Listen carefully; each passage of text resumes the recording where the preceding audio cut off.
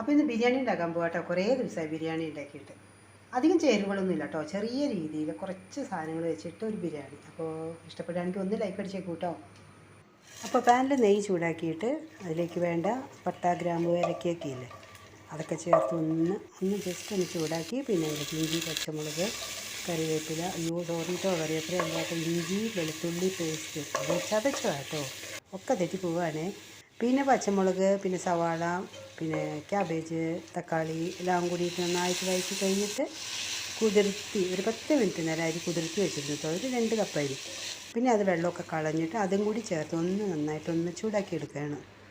പിന്നെ അതിലേക്ക് മുളക് പൊടി, പിന്നെ മഞ്ഞൾപ്പൊടി, ഉപ്പ്, പിന്നെ ഗരം മസാലപ്പൊടി ഇത്രയും കൂടി ചേർത്തിട്ട് അതെല്ലാം കൂടി ഒന്ന് ചൂടാക്കി എടുക്കാം. അപ്പോൾ കുറച്ച് ഗ്രീൻ പീസ് ഞാൻ വേവിച്ച് വെച്ചിരുന്നു കേട്ടോ. അപ്പോൾ അതും കൂടി ചേർത്ത് നന്നായിട്ട് മിക്സ് ചെയ്യാണ്.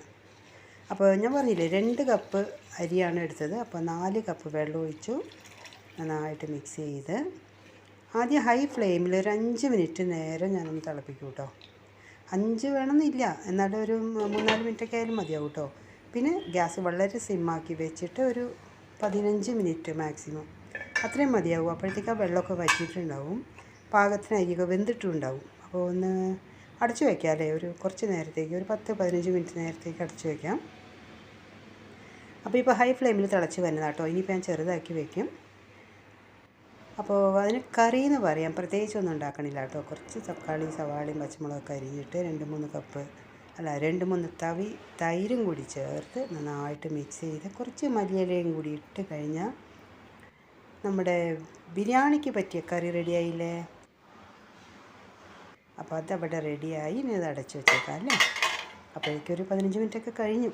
അപ്പോൾ ഗ്യാസ് ഓഫ് ചെയ്തു കേട്ടോ. ഞാൻ നോക്കിയപ്പോൾ വെള്ളമൊക്കെ വറ്റിയിട്ടുണ്ട്. കാണുമ്പോൾ തന്നെ അറിയാൻ പറ്റൂലേ, കണ്ടില്ലേ, ഇത് നന്നായിട്ട് വറ്റിയിട്ടുണ്ട്, ആവശ്യത്തിന് വെന്തിട്ടുമുണ്ട്. ഇനിയും വെച്ച് കഴിഞ്ഞാൽ ചിലപ്പോൾ അടി പിടിച്ചു പോകും. അപ്പോൾ ഗ്യാസ് ഓഫ് ചെയ്ത് കുറച്ച് മല്ലിയിലയൊക്കെ ഇട്ട് കഴിഞ്ഞിട്ട് എൻ്റെ ബിരിയാണി ഒന്ന് റെഡിയായി കഴിഞ്ഞു കേട്ടോ.